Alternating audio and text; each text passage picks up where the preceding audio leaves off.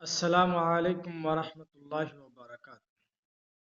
میں اطہر غازی آپ تمام احباب کا آپ کے اپنے ہی YouTube channel A Ghazi online پر بہت بہت خیر مقدم کرتا ہوں اور ویلکم کہتا ہوں۔ امید ہے کہ آپ حضرات خیریت سے ہوں گے۔ دوستو، تو آئیے ہم کلاس 12 کے کہکشاں اردو حصہ دوم صنف مضمون کے پر یہ ویڈیو بنا رہے ہیں۔ آپ دیکھ رہے ہیں آپ کا سلیبس کا حصہ ہے وزیر آغا۔ وزیر آغا یہ نام ہے۔ آپ وزیر آغا کے پہلے حیات و خدمات دیکھ لیجئے، اس کے بعد جو ان کا مضمون ہے انشائیہ کیا ہے، اس عنوان سے ہم اس کو دیکھیں گے۔ تو بہرکیف آئیے۔ وزیر آغا۔ وزیر آغا ایک ساتھ نقاد، شاعر اور انشائیہ نگار ہے۔ نقاد یعنی جو تنقید کرے کسی اور اچھا اور برائی میں کسی لیکھک کا یا کسی کتاب میں کیا کمی ہے کیا اچھائی ہے اس کو بیان کو اسی کو کیا کہتے ہیں، نقاد کہتے ہیں۔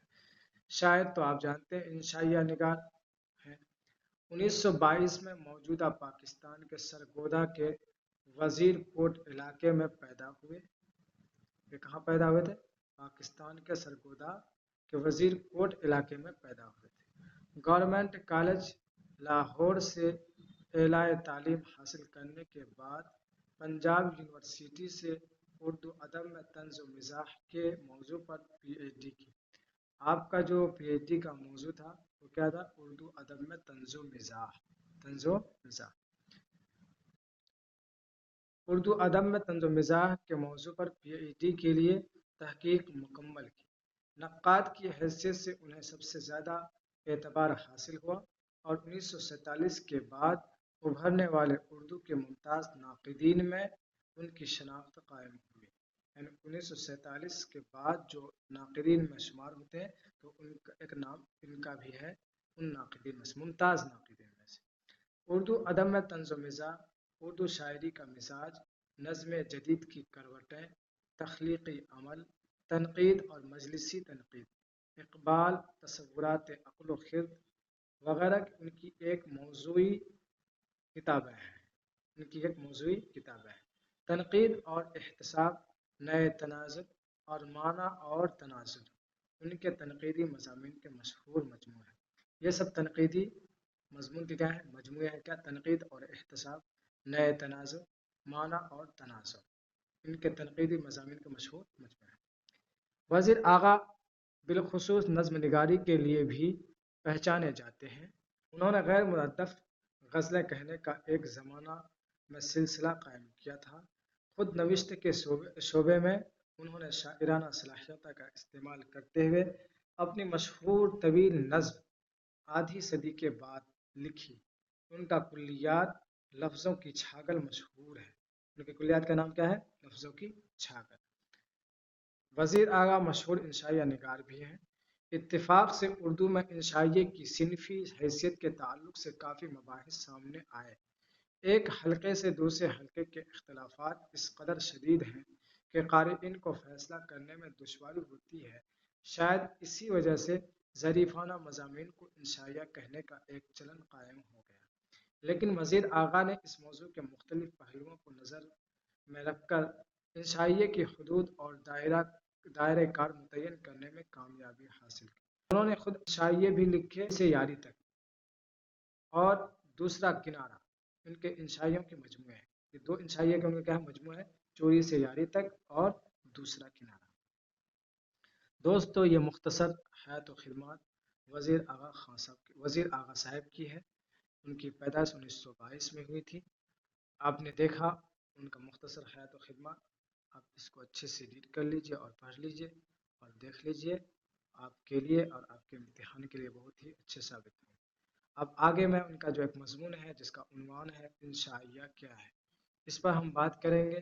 لیکن آگے بڑھنے سے پہلے آپ سے درخواست یہ ہے کہ اگر آپ کو یہ ویڈیوز اچھی لگے تو آپ اس کو شیئر کرنا نہ بھولیں، لائک اور چینل کو سبسکرائب ضرور کریں۔ تو آئیے ہم بات کرتے ہیں وزیر آغا صاحب کے مضمون انشائیہ کیا ہے۔ انشائیہ کیا ہے؟ بادی النظر میں انشائیہ یا ایسے کی حدود کو متعین کرنا ایک خاصا کٹھن کام ہے، کیونکہ نہ صرف تاریخی اعتبار سے انشائیہ کے مفہوم اور حیت یعنی شکل و صورت اور ان کی بناوٹ ماہیت میں کئی ایک انقلابی تبدیلیاں پیدا ہوئی ہیں، بلکہ ہر انشائیہ کیا بلحاظ مواد اور کیا بلحاظ ٹیکنک ایک جداگانہ کیفیت کا حامل ہے۔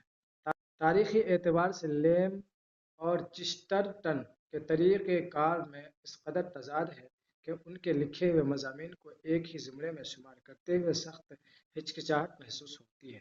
اسی طرح دور جدید کے بیشتر لکھنے والوں نے انشائیہ کے سلسلے میں کافی سے زیادہ آزادی سے کام لیا ہے، اور ناقد کے لیے انشائیہ کے مقتضیات اور امتیازی محاسن کو علیحدہ کر کے دکھانا مشکل ہو گیا ہے۔ مقتضیات یعنی تقاضا کیا کرتی ہے، اور امتیازی یعنی ان کی جو ایک ممتاز خوبی اور پہچان ہوتی ہے ان کو تو علیحدہ کر کے دکھانا ناقدین کے لیے کیا ہے، مشکل ہو گیا ہے کہ انشائیہ کی خوبی کیا ہے اور خامی کیا ہے اور اچھائی کیا ہے۔ تاہم غائر نظر سے دیکھنے پر غائر نظر گہری نظر اور دور بینی سے دیکھنے پر غائر نظر سے دیکھنے پر انشائیہ کو متنوع کیفیات اور ابلاغ و اظہار کے مختلف سانچوں میں پس پشت ایک علیحدہ صنف ادب کے نقوش واضح طور پر ابھرے ہوئے دکھائی دیتے ہیں، اور ہم ذرا کوشش سے انشائیہ کی حدود کو متعین اور محاسن کو بے نقاب کر سکتے ہیں۔ سانچہ یعنی ان کی بناوٹ، ان کے جسم میں جس اصول و ترتیب کو، جس اصول و ضوابط کو رکھ کر کے جن خوبیوں اور محاسن پر اور جن چیزوں کو مد نظر رکھتے ہوئے ہم اس کو نکلے، وہی اس کا کیا کہلاتا ہے، سانچہ کہلاتا ہے۔ یعنی جس کو آپ یہ کہہ سکتے ہیں کہ کسی چیز کے بنانے کا جو یہ ہوتا ہے فرما، جیسے اینٹ بناتا ہے تو اس کا فرما ہوتا ہے نا، اسی فرما کو سانچہ۔ ایک چیز جو انشائیہ کو دوسری اصناف ادب سے ممیز کرتی ہے، یعنی الگ کرتی، ممیز میں الگ کرتی ہے، تمیز دیتے، اس کا غیر رسمی طریقہ کار ہے۔ دراصل انشائیہ کے خالق کے پیش نظر کوئی ایسا مقصد نہیں ہوتا جس کی تکمیل کے لیے وہ دلائل و براہین سے کام لے اور ناظرین کے ذہن میں رد و قبول کے میلانات کو تحریک دینے کی سعی کرے۔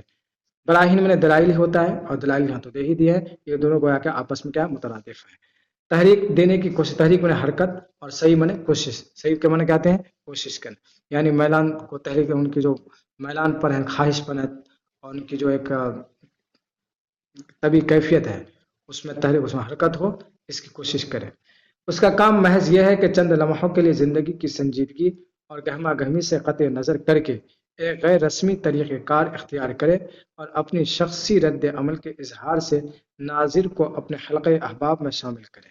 دوسرے کہتے ہیں کہ ان کی خوبیوں میں سے خوبی یہ ہے کہ زندگی کی سنجیدگی اور گہما گہمی ادھر ادھر کی الجھنوں سے، گنداریوں سے نکال کر کے ناظرین کو کیا کرے، انشائیہ نگار ان کو تھوڑی دیر کے لیے اپنا کیا بنا لے، دوست بنا لے، اپنا رفیق بنا لے، اپنے حلقے احباب میں داخل کر لے۔ دوسرے لفظوں میں تنقید یا تفسیر کا خالق اس افسر کی طرح ہے جو چست اور تنگ سا لباس زیب تن کیے دفتری قواعد و ضوابط کے تحت اپنی کرسی پر بیٹھا احتساب اور تجزیے کے جملے مراحل سے گزرتا ہے، اور انشائیہ کا خالق اس شخص کی طرح ہے جو دفتر سے چھٹی کے بعد اپنے گھر پہنچتا ہے، چست اور تنگ سا لباس اتار کر ڈھیلے ڈھالے کپڑے پہن لیتا ہے، اور ایک آرام دہ مورہے پر نیم دراز ہو کر اور حقہ کی نئے ہاتھ میں لیے انتہائی بشاشت اور مسرت سے اپنے احباب سے مصروف گفتگو ہو جاتا ہے۔ انشائیہ کی صنف اسی شگفتہ موڈ کی پیداوار ہے، اور اس کے تحت انشائیہ کا خالق نہ صرف رسمی طریقہ کار کے بجائے ایک غیر رسمی انداز اختیار کرتا ہے، بلکہ غیر شخصی موضوعات پر نقد و تبصرے سے کام لینے کے بجائے اپنی روح کے کسی گوشے کو بے نقاب اور اپنی شخصی رد عمل کے کسی پہلو کو اجاگر کرتا ہے۔ انشائیہ کے خالق کے پاس ایسی کہنے کی باتیں تو ہوتی ہیں جنہیں وہ آپ تک پہنچانے کی صحیح کرتا کوشش کر، اس طور پر کہ آپ فی الفور اس کے دائرہ احباب میں شامل ہو جاتے ہیں اور اس کے دل تک رسائی پا لیتے ہیں۔ شاید کوئی واقعہ بیان کرنا ہوتا یا کسی ذہنی کیفیت پر سے نقاب اٹھانا، یا محض زندگی کے مظاہر کو ایک نئے زاویے سے پیش کرنا، نئے زاویے نئے طریقے سے پیش کرنا، ہوتا ہے اور اس صنف ادب کا سہارا لے کر اپنی شخصیت یا ذات کے کسی نہ کسی گوشے کو اڑیاں کرنے میں کامیابی حاصل کرتا ہے۔ گوشہ یعنی کسی نہ کسی پہلو کو، کسی خوبی کو، اڑیاں یعنی دوسروں کے سامنے پیش کرنے میں۔ بنیادی طور پر انشائیہ کے خالق کا کام ناظر کو مسرت بہم پہنچانا ہے، یعنی خوب زیادہ کیا کرنا ہے؟ خوشی پہنچانا ہے۔ اس کے لیے وہ طنز سے کچھ زیادہ کام نہیں لیتا، کیونکہ طنز ایک سنجیدہ مقصد لے کر برآمد ہوتی ہے اور اس کے عمل میں نشتریت کا عنصر موجود ہے۔ نشتریت یعنی کینچی والی، چبھنے والی یعنی جو تکلیف دے، نشتر کینچی کو بولتے ہیں، تو نشریت والی بات ہوتی ہے، حقیقت یعنی کچھ خامیاں ہوتی ہے ایسی۔ چنانچہ ایک اچھے انشائیہ میں طنز کبھی بھی مقصود بذات نہیں ہوتی، بلکہ محض ایک سہارے کا کام دیتی ہے۔ اسی طرح انشائیہ کا خالق محض مزاح تک اپنی سعی کو محدود نہیں رکھتا، کیونکہ محض مزاح سے سطحیت پیدا ہوتی ہے اور بات قہقہا لگانے اور ہنسانے سے آگے نہیں بڑھتی۔ اس کے برعکس ایک اچھا انشائیہ پڑھنے کے دوران آپ شاید حظ، مزاح، تعجب، طنز، اکتساب علم اور تخیل کی سبک روی ایسے بہت سے مراحل سے روشناس ہوں، لیکن انشائیہ کے خاتمے پر آپ کو محسوس ہوگا کہ آپ نے زندگی کے کسی تاریک گوشے پر روشنی کا ایک نیا پرتو دیکھا ہے اور آپ زندگی کے عام سطح سے اوپر اٹھ آئے ہیں۔ کشادگی اور رفعت کا یہ احساس ایک ایسا متاع گراں بہا ہے جو نہ صرف آپ کو مسرت بہم پہنچاتا ہے بلکہ آپ کی شخصیت میں بھی کشادگی اور رفعت پیدا کر دیتا ہے۔ رفعت اور رفعت یہ دونوں طرح ہوتا ہے۔ کہتے ہیں کہ اچھے جو انشائیہ نگار ہوتے ہیں ان کے انشائیہ میں یہ سب چیزیں ہونی چاہیے۔ حظ بھی ہونے چاہیے یعنی خوشی کی بات ہے، نفس کا بھی کچھ حصہ ہونا ہے، اور مزاح بھی ہو، تعجب بھی ہو، طنز بھی ہو، اکتساب علم اور تخیل کی سبک روی ہو، یعنی ایسی ایسی باتیں ہوں جس سے طنز بھی معلوم ہو جائے، تعجب بھی ہو اس میں، اور کوئی ایسی بات ہو جس پر قارئین کو یا سامعین کو کیا، ناظرین کو کیا تعجب ہونے لگے۔ بہرکیف اس طرح کی باتیں جو ہو تب وہ انشائیہ اور انشائیہ نگار کیا کہلاتا ہے؟ اچھا کہلاتا ہے۔ طنز یا مزاح کی ایک اضافی خوبی ہے اس کا جزو لا ينفك ہرگز نہیں۔ چنانچہ پوربی ادب میں ہمیں بہت سے اعلیٰ درجے کے ایسے انشائیے ملتے ہیں جن میں خیال اور اسلوب کی تازگی ہی سب کچھ ہے، لیکن جن میں طنز یا مزاح سے کوئی کام نہیں لیا گیا ہے۔ پھر یہ بات بھی قابل غور ہے، جہاں کہیں انشائیہ میں طنز یا مزاح مقصود بذات قرار پاتا ہے، انشائیہ کا مزاج ہی تبدیل ہو جاتا ہے اور وہ انکشاف ذات عمل تج کر ایک محتسب یا مسخرے کے طریقہ کار کو اپنا لیتا ہے۔ یہاں ذرا توقف کیجیے تاکہ بعض اصولی اور بنیادی باتوں کی طرف آپ کو متوجہ کر سکیں۔ طنز زندگی کی ناہمواریوں کے احساس سے جنم لیتی ہے اور ناہمواریاں صرف اس وقت نظر کی گرفت میں آتی ہے جب عام ذہنی روش سے اوپر اٹھ کر ان کی طرف متوجہ ہوتے ہیں۔ چنانچہ طنز نگار وہ شخص ہے جو آپ کو فراز سے مخاطب کرتا ہے، اور چونکہ وہ ایک بلند جگہ پر کھڑا ہے اور خود کو ان ناہمواریوں سے محفوظ سمجھتا ہے جنہیں وہ مذاق کا نشانہ بناتا ہے، اس لیے اس کی ہنسی میں جذبہ افتخار اور احساس برتری ہمیشہ موجود رہتا ہے۔ دوسری طرف مزاح نگار نشیب کے اس مقام پر کھڑا ہے جہاں وہ خود ناہمواریوں سے ہم آہنگ ہے اور اس کے لیے قدرتی طور پر اس کا رد عمل ہمدردی اور محبت سے مملو ہے، یعنی پر ہے۔ لیکن ان دونوں کے برعکس انشائیہ نگار نہ تو آپ کو فراز سے مخاطب کرتا ہے نہ نشیب سے۔ فراز میں بلندی اور نشب میں نیچے، یعنی جہاں ہے آپ اسی جگہ سے، اسی بلندی اسی مرتبے سے آپ کو کیا کرتا ہے؟ مخاطب کرتا ہے۔ لیکن جو مزاح نگار ہوتا ہے وہ کیا کرتا ہے؟ وہ آپ سے اوپر ہو کر کے فراز میں جا کر کے کیا کرتا ہے؟ آپ کو مخاطب کرتا ہے، گویا کہ ان کے اندر میں جذبہ افتخار یعنی اپنے آپ کو فخر بڑا سمجھتا ہے، اور اسی لیے کیا ہوتا ہے اس میں احساس برتری، وہ اپنے آپ کو بڑا سمجھتا ہے، اور یہ چیز ہمیشہ موجود رہتا ہے کس میں؟ طنز اور مزاح نگار والوں۔ بہرکیف لیکن ان دونوں کے برعکس انشائیہ نگار نہ تو آپ فراز کا مخاطب کرتا ہے نہ نشیب سے، وہ تو آپ سے ایک ہموار سطح پر ہم کلام ہوتا ہے۔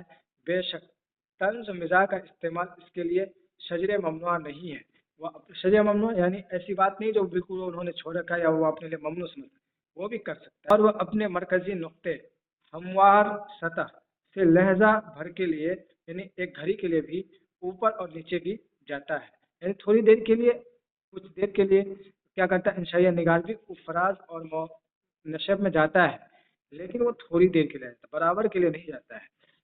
اترتا اور مزاح نگار نشیب کے نقطے سے ایک قدم اوپر نہیں جاتا، اپنے اپنی مرکزی نقطے سے ذرا سی جنبش بھی ان کے لیے مہلک ہے، اس لیے انشائیہ نگار نسبتاً آزاد ہے اور دونوں اطراف میں آ جا سکتا ہے۔ کہہ رہے ہیں کہ اپنے اپنے مرکزی نقطے سے ذرا سی جنبش بھی ان کے لیے مہلک ہے، لیکن انشائیہ نگار نسبتاً آزاد ہے اور دونوں اطراف میں آ جا سکتا ہے، آ جا سکتا ہے۔ تاہم خود انشائیہ نگار کے لیے اپنی مرکزی نقطے کو ترک کر کے کسی اور نقطے کو اپنا لینا آواز دینا ہے۔ پس انشائیہ اور تنزیہ یا مزاحیہ مضمون میں زمین اور آسمان کا فرق ہے، اور جو لوگ انشائیہ کو پہچانتے ہیں اسے کسی اور صنف سے خلط ملط کرنے کی کبھی مرتکب نہیں ہوتے۔ کہنے کہ انشائیہ اور مزاحیہ مضمون کے تنزیہ مضمون کے کیا خاصا فرق ہے کہ مزاحیہ نگار جو ہوتے ہیں جس جگہ وہ ہیں تحریر میں اپنے سطح پر، وہ اس سے ایک لمحہ کے لیے بھی نیچے نہیں آتے۔ اوپر تو وہ جا سکتے ہیں، اوپر جاتے رہیں گے لیکن نیچے نہیں آ سکتے۔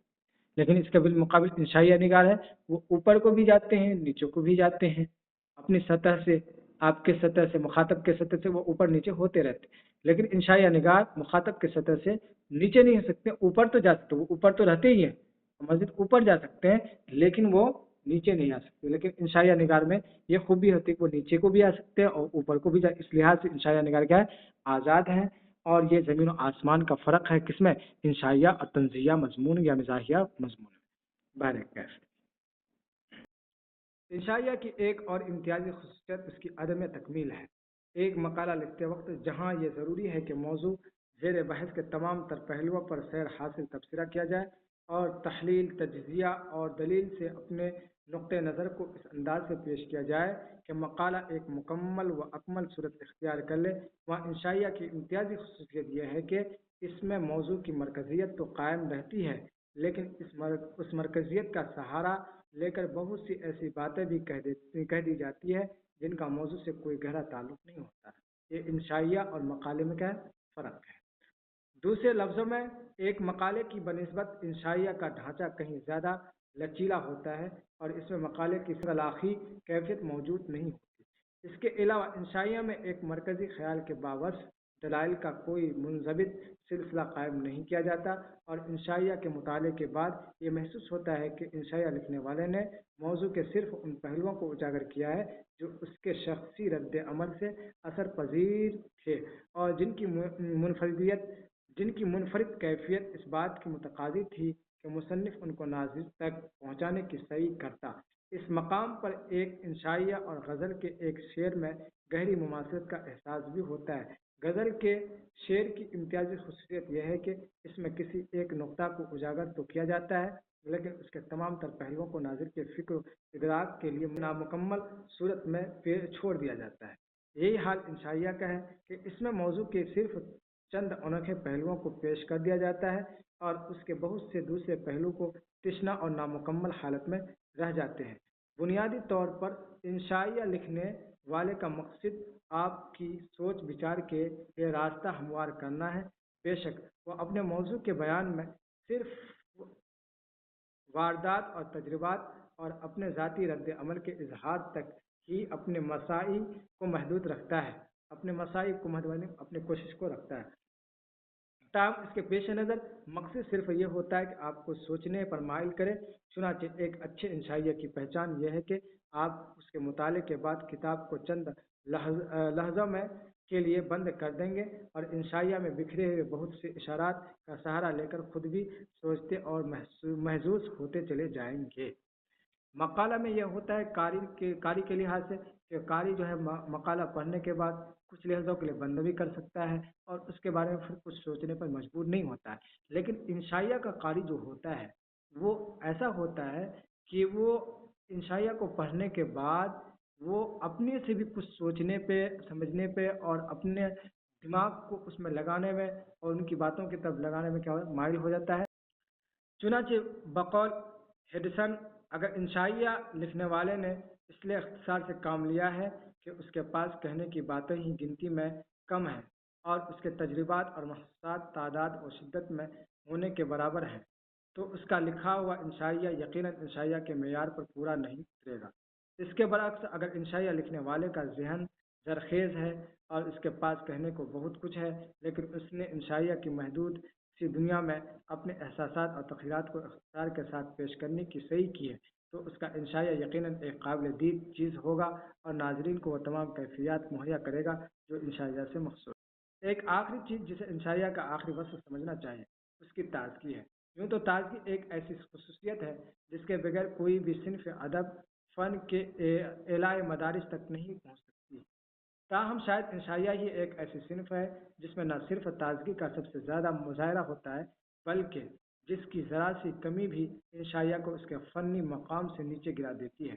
تازگی سے مراد محض اظہار و ابلاغ کی تازگی نہیں، کیونکہ یہ چیز تو بہرحال انشائیہ میں موجود ہونی ہی چاہیے۔ تازگی سے مراد موضوع اور نقطۂ نظر کا وہ انوکھا پن بھی ہے جو ناظر کو زندگی کی یکسانیت اور ٹھہراؤ سے اوپر اٹھا کر ماحول کا ازسر نو جائزہ لینے پر مائل کرتا ہے۔ عام طور پر ہم سب زندگی کے مظاہر کو ہر روز دیکھتے دیکھتے ان کے اس قدر عادی ہو جاتے ہیں کہ ہمیں ان کے بتانے پہلے انوکھے پہلو نظر ہی نہیں آتے اور زندگی ہمارے لیے ایک کھلی ہوئی کتاب کا درجہ اختیار کر لیتی ہے۔ حالانکہ حقیقت یہ ہے کہ یہ سب محض ہمارے رد عمل کا قصور ہے، ورنہ زندگی کے دامن میں نئے پہلوؤں کے قحط کا سوال ہی پیدا نہیں ہوتا۔ انشائیہ لکھنے والے کا کام یہ ہے کہ وہ ہمیں ایک لحظہ کے لیے روک کر زندگی کے عام مظاہر کے ایسے پہلو دکھاتا ہے جنہیں ہماری نظروں نے اپنی گرفت میں لیا ہی نہیں تھا اور جو ہمارے لیے گویا موجود ہی نہیں تھے۔ اس مقام پر ایک انشائیہ لکھنے والے اور ایک غیر ملکی سیاح میں قریبی مماثلت بھی دکھائی دیتی ہے کہ جس طرح ایک سیاح کو کسی نئے ملک کی بہت سی ایسی انوکھی باتیں فوراً معلوم ہو جاتی ہے جو اہل وطن کی نظروں سے اوجھل ہوتی ہے، اسی طرح ایک انشائیہ لکھنے والا زندگی کے عام مظاہر کے ان تازہ پہلوؤں کو فوراً دیکھ لیتا ہے جو زندگی میں سطحی دلچسپی کے باعث ایک عام انسان کی نظروں سے اوجھل رہتی ہے۔ زندگی کی انوکھی اور تازہ کیفیات کا احساس دلانے کے لیے انشائیہ کا خالق کئی ایک طریقے اختیار کرنا جانتا ہے۔ مثال کے طور پر وہ بلندی پر سے زندگی کے بظاہر اعلیٰ اور بلندی مظاہر کی پستی کا ایک تصور قائم کرتا ہے، یا ایک شریر آئینے میں سے ماحول کا بگڑا ہوا منظر دکھاتا ہے، یا پھر زندگی کے تسلیم شدہ قواعد و ضوابط پر نظر ثانی سے ہمیں چونکانے لگتا ہے۔ بہر صورت اس کا کام تصویر کا دوسرا رخ پیش کرنا اور ہمیں عادت اور تکرار کے حصار سے لحظہ بھر کے لیے آزادی دلانا ہے تاکہ ہم غیر جانبدارانہ طریق سے زندگی کے روشن اور تاریک رخ کا جائزہ لے سکیں۔ واضح رہے کہ انشائیہ کا خالق کوئی نتیجہ اخذ نہیں کر سکتا اور نہ کوئی مشورہ ہی دیتا ہے، اس کے لیے وہ کوئی مکمل نقطۂ نظر پیش کرنے سے بھی اجتناب کرتا ہے۔ اس کا کام محض ایک عام زندگی کے کسی انوکھے اور تازہ پہلو کی طرف آپ کو متوجہ کرنا اور آپ کو ایک مخصوص انداز سے سوچنے کی ترغیب دینا ہے۔ انشائیہ کا خالق اپنے موضوع کے انتخاب میں جدت سے کام لیتا ہے، تاہم بات ختم نہیں ہو جاتی، کیونکہ انشائیہ کا خالق مضمون تار و پود میں بھی ایک خوشگوار سادگی کو برقرار رکھتا ہے۔ چنانچہ انشائیہ کے مطالعے کے بعد ناظر کو محسوس ہوتا ہے کہ وہ چند لمحوں میں حظ، تعجب اور مسرت کی بہت سی منازل طے کر آیا ہے۔ غور کیجیے تو انشائیہ کی امتیازی صورت ایک بڑی حد تک اسی خوشگوار تازگی کی رہن منت ہے۔ دوستو، آپ نے یہ دیکھ لیا وزیر آغا کا مضمون انشائیہ کیا ہے۔ دوستو، ابھی جو آپ نے سبق پڑھا ہے وزیر آغا کے حیات و خدمات اور ان کا مضمون انشائیہ کیا ہے، تو اسی پر آئیے ہم کچھ معروضی سوالات کر لیتے ہیں۔ تو دیکھیے، سب سے پہلا سوال ہے ہمارا، وزیر آغا کس صنف سے وابستہ ادیب تھے؟ شاعر، محقق اور نقاد، شاعر اور انشائیہ نگار، ڈرامہ۔ ہمارا آپشن نمبر سی صحیح ہوگا، یعنی شاعر اور انشائیہ نگار۔ اسی طرح ہم دوسرے سوال کی طرف جاتے ہیں کہ وزیر آغا کی پیدائش کب ہوئی؟ 1920، 1922، 1925، 1930۔ تو کیا ہے صحیح؟ آپشن ہمارا بی ہے، یعنی 1920۔ 22 तो वजीर आगा की पैदाइश कहाँ हुई? वजीर आगा की पैदाइश कहाँ हुई? लाहौर, सरगोदा, गुजरावाला, सियालकोट। तो आंसर नंबर बी सही है, यानी सरगोदा। सवाल नंबर 4, वजीर आगा ने इब्तिदाई तालीम कहाँ हासिल की? सही ऑप्शन सी होगा, यानी गवर्नमेंट कॉलेज लाहौर। इसी तरह सवाल नंबर 5, वजीर आगा ने आला तालीम कहाँ से हासिल की? तो आप देख लीजिए ऑप्शन, यानी पंजाब यूनिवर्सिटी। सवाल नंबर 6, वजीर आगा ने पीएचडी किस मजमून में की? उर्दू शायरी की तारीख, तनकीद, इकबाल पर तहकीक, उर्दू इंशाइया।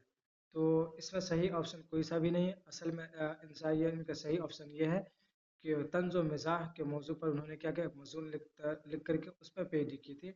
उन्होंने उस मौजू पे मकाला पेश किया था। तो ये वो ऑप्शन में है नहीं। तो ऑप्शन हम पीडीएफ में सही कर देंगे आपके, लेकिन आप ये देख लीजिए यहाँ ऑप्शन कोई सा सही नहीं है। वजीर आगा ने पीएचडी कब मुकम्मल की? 1940, 45, 47, 50। तो 1947 में। वजीर आगा ने पीएचडी के लिए किस शख्सियत को मौजू बनाया? गालिब, हाली, इकबाल, सर सैयद अहमद खान। तो इकबाल को। वजीर आगा का ताल्लुक उर्दू अदब की किस सिनफ से ज़्यादा रहा है? शायरी और तनकीद, नावल निगारी, तर्जमा निगारी, खाका निगारी। तो सही ऑप्शन नंबर ए है, शायरी और तनकीद। वजीर आगा के नज़दीक इंशाइया का ताल्लुक किन दो चीज़ों से है? अक्ल व जज्बात, अक्ल व तख़य्युल, मिज़ाह व फ़लसफ़ा, ख़याल व मुशाहिदा। तो किससे? अक्ल व तख़य्युल से। इसी तरह वजीर आगा ने किन दो मैदानों में नाम पैदा किया? शायरी और सहाफ़त, शायरी और तहक़ीक़, शायरी और अफसाना, शायरी और तनक़ीद। ऑप्शन नंबर डी सही होगा, शायरी और तनक़ीद। वजीर आगा की शायरी किन खुसूसियात का मज़हर है? जमालियाती ज़ौक़, सादा बयान, मिज़ाह और बयानी अंदाज़। तो ऑप्शन नंबर ए सही है, जमालियाती ज़ौक़ और फ़लसफ़ियाना सोच। वजीर आगा को किन शोरा से ज़्यादा दिलचस्पी थी? गालिब और मीर, इकबाल और हाली, गालिब और इकबाल, मीर और सौदा। तो आंसर नंबर सी सही है, यानी गालिब और इकबाल से। वजीर आगा की शायरी में क्या नुमायाँ है? तंज़ व मिज़ाह, फ़लसफ़ा और तफ़क्कुर, रूमानियत और जिद्दत ज़बान। तो ऑप्शन नंबर बी सही है, फ़लसफ़ा और तफ़क्कुर। वजीर आगा और उर्दू अदब के किन मैदानों में नुमाया मकाम रखते हैं? नज़्म और फ़लसफ़ा, शायरी और इंशाइया, तनक़ीद और तहक़ीक़ और तर्जमा। तो ऑप्शन नंबर बी सही होगा, शायरी और इंशाइया। इसी तरह सवाल नंबर 16 देख लीजिए। अब वजीर आगा के नज़दीक इंशाइया क्या है? ये चार ऑप्शन है, ऑप्शन नंबर बी हमारा सही है, यानी तख्लीकी नसर है। इसलिए 17 नंबर सवाल में हम वजीर आगा ने इंशाइया को उर्दू अदब में किससे जोड़ा है? किससे जोड़ा है? जदीद फिक्र से। इसी तरह वजीर आगा के इंशाइयों में कौन सा पहलू ज़्यादा नुमाया है? ज़्यादा नुमाया है। तो ऑप्शन नंबर बी सही है, तजुर्बा और तख़य्युल। इसी तरह वजीर आगा के नज़दीक अदब का मकसद क्या है? तो देख ले, ऑप्शन नंबर सी है, ज़िंदगी की मानवियत को समझाना। इसी तरह सवाल नंबर 20 हम देख सकते हैं, वजीर आगा के मशहूर रिसाले का नाम क्या था? हम देख सकते हैं औराक। क्या है? औराक। इसी तरह वजीर आगा ने रिसाला औराक कब शुरू किया था? तो ऑप्शन नंबर सी हमारा सही है, 1956 में। वजीर आगा की तहरीर सवाल नंबर 22 है, वजीर आगा की तहरीरें किस खूबी की बिना पर मकबूल हुई?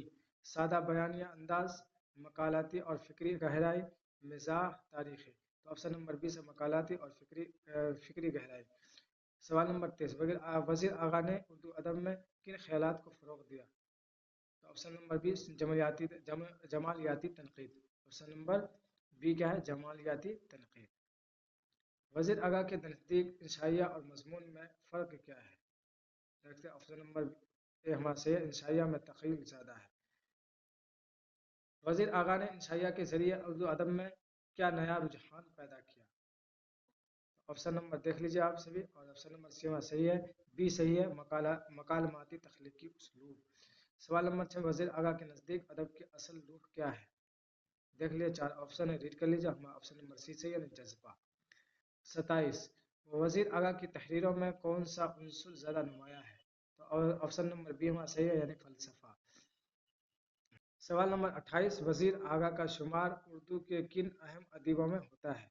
इंशाइया निगारों में, अफसाना निगारों में, नावल निगारों में, मुतरजमीन में। तो इंशाइया निगारों में होता है। सवाल नंबर 29, वजीर आगा के बारे में कहा गया है कि वह जदीद इंशाइया के बानियों में है। تنقید کے موجد ہیں، شاعر مشرق کے شاگرد ہیں، محض افسانہ نگار ہے۔ آپشن نمبر سی صحیح ہے، جدید انشائیہ کے بانیوں میں سے آپشن نمبر اے ہمارا صحیح ہے۔ سوری۔ سوال نمبر 30، کیا وزیر اعلیٰ کی علمی خدمات کا خلاصہ کیا ہے؟ ادب میں تنقید کو عام کرنا، انشائیہ کو نیا وقار دینا، شاعری میں رومانیت بڑھانا، نثر کو مختصر بنانا۔ آپشن نمبر بی ہمارا صحیح ہے، انشائیہ کو نیا وقار دینا۔ اگر آپ میں سے کسی کو PDF چاہیے تو آپ واٹس ایپ میسج کر سکتے ہیں، انشاءاللہ آپ کو PDF سینڈ کر دی جائے گی۔ اس ویڈیو میں اتنا ہی تک، پھر ملتے ہیں اگلی ویڈیو میں اگلے سبق کے ساتھ، تب تک کے لیے خدا حافظ، السلام علیکم ورحمۃ اللہ وبرکاتہ۔